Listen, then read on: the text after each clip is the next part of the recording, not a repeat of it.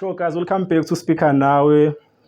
I think this is a first reviewer this year. So this year siphethe uproducer ohlonishwa kakhulu. Abantu abaningi bathi uke waqala nange-hip hop but mina ngimazi esenza i-deep house aqale ngapha but manje wenza i-piano leli lithe kuba matured. So today ku-Speaker Nawe senza i-album review uGaba Khanele. So uGaba Khanele, I think he's from Eastern Cape uma ekhuluma ama-interview but I'm not sure ukuthi kuphi Eastern Cape but ngokuhlala leli side lase-East Rand ko-K1 le-Jozi. So nje uproducer uyaproducer iy'ngoma ey'ningi especially for abantu abaningi but last year 10 November ukhipha i-album so Thethana Bumfundisi i-album iney'ngoma eziwu-13 so bengilalelile nje ku-November no-December so but ku-November no-December besekubhizi thina besekulethe besesijabule festive sifuna ingoma e-fast efana negqumo naleli piano yabo leli lihambayo so lezi ezisolful i-piano matured bese ngenasikhathi but ngoba uJanuary manje sesirelaxile I think nami siyaqala iyangena egazini i-album so that's why ngidecide ukuthi ngenze le album i-review le because I think inengoma eziningi esolful and ingoma zakhona zi-healing nje so khona ingoma yokuqala ngifuna ukukhuluma ngayo actually first crack mawudlala nje album lezi so ngibizwa nge-opening prayer inomunye nje umama engingamazi nje othandazayo la maybe olet lakhe but I think let song leyo mawu-DJ uzodlala isethi makwaqala ngaleyo ngoma I think izoyisetha imudi abantu bazoyilalela isethi yakho so enye ingoma engithe mangilalela nje i-album yokuqala mangizwa yona ukuthi okay hayi le album ukuthi nginikeze i-chance so iyona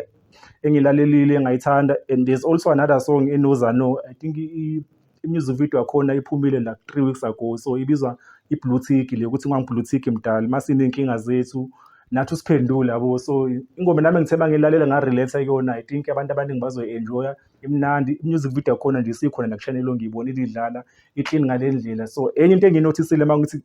ngibheka umsebenzi wakho uGaba Khanele because there's another song akayikhipha last year ikhipha nalabafana laba abenza iplan la ozaba lo so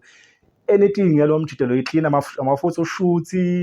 even ama-video mayephuma like mayeposta ingoma akuposte just like i-photo i-art cover yengoma kune-visualizer lapho zonke iy'ngoma zakhona ngibona ukuthi umsebenzi wakho nesikhathi sakhona so even le album yakho uma uthi nje from track 1 to track 13 iy'ngoma zakhona indlela eyisequence ngayo i-clean ngale ndlela so I'm not sure ukuthi i-age yakhe ithini but mangizwa ama-rumors ngathi uqala ukuproducer noma uqala ukungena music ngo-2014 but I think une-experience eningi kakhulu because i-brand yakhe uclean kakhulu umsebenzi wakhe but sikhona ezinye ingoma khona enye ingoma ebizwa nge-Healing and Grace nakhona makuthi nje umuntu obulalela umgogo njengami I think uzoyi-enjoy leyo izokuphilisa leyo ngoma nje so uyilalele nje nayo and there's umjida obizwa ngoZeni SA bengiqala ukumuzwa kuma-vocals khona enye ingoma akayenzile noZano ibizwa ngezivukiseka leyo ngoma lo so makuthi ulalela i-first crack le i-opening prayer there's umjida nje lokusha i-humming lapho so leyo ngoma leyo ikhona-ke ibizwa ngezivukiseka masudlala i-album leyo enye nje ingoma kakhulu la esuyikhuluma ene-message enkulu kakhulu so labantu okuyona abaqhela ukuya ecaweni I think bazo-enjoy kakhulu nayo ingoma nje emnandi ine-message enye nayo ingoma kulezi ngoma nje eziwu-5 engithe mangilale album I think leyo ngoma leyo izuyiseka ngingayibeka after i-opening prayer because opening prayer something e-unique kakhulu bengayilindele because leli piano laGaba Khanele andifani nepiano eliningi elidlalayo so khona i-documentary-ke yaphuma I think around 2020 ka-DJ Stoki la ekade ekhuluma usike amajida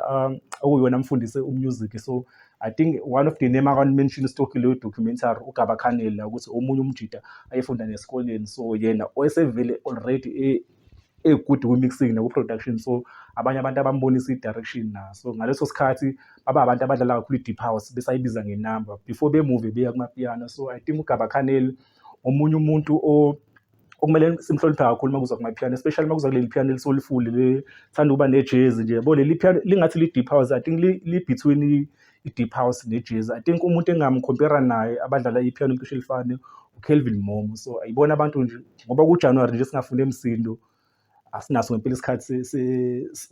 so-music we-festive even i-plan nayo sesi-right ngayo so I think uKelvin Momo benoGaba Khanele bane-chance kakhulu besithathe bekhuphuke nathi enyakeni because vele bobabili bakhipha ama-album sekuzophela unyaka so yiwona ama-album esifuna ukwenza ngoJanuary abanye abethuma kancane mhlawumbe ngephasiyo kwamanje sapholisa umoya so I think le album kaGaba Khanele abantu abaningi bazo-enjoy kakhulu so nje into engiyinotisile benoZano basebenzisana kakhulu engomeni eningi so I think ikhona leyo i-partnership abanayo noma yini and engomeni eningi ba-understandanga so nje ingoma eningi zakhe zinalo ma-element e-jazz so abantu abaningi bazo-enjoy-a bafethu. Ziwu-13 iy'ngoma azikho ningi kakhulu kodwa e-outstanding zikhona zona iy'ngoma nje. Ukuthi ezinye iy'ngoma ngoba sengikhuluma nami bengabhalanga phansi ngizokhohlwa amagama azo, but i-album nje ngi-enjoy-a kakhulu. Ikhona enye ingoma enomfundo muhle, sengikhohlwe igama layo, nayo enye ingoma engithe uma ngiyilalele ukuthi okay, unomfundo muhle uyakwazi nje ukufitha kulezi ngoma enje, because i-sound ehluke kakhulu nalento akayenzayo. So nayo futhi enye ingoma emnandi kakhulu. And there's also a song ekuthiwa Ithetha Mfundisi la, I think iyona i-album title yengoma le. So nje ayinawo ama-vocals kakhulu nje, ingoma nje kakhulu ishaya ngama-instrumental. I think abantu abaningi bazo-enjoy-a na, because uma uthi nje ufuna ukuzwa iy'ngoma ezimnandi, because iy'ngoma ey'ningi la zilong. I think sikhuluma ngabo-8 minutes no-9 minutes. Sabazi la bantu be-deep house banikeza isikhathi nje. So I think uma ngayi-rate mina le album engizwile before, because into yakhona i-perfect yonke, I think ngingayinikeza nje u-8 out of 10. So album kaGaba Khanele, I think omunye umuntu esamele sithi ubunothisa, because ukhona umjidelo akade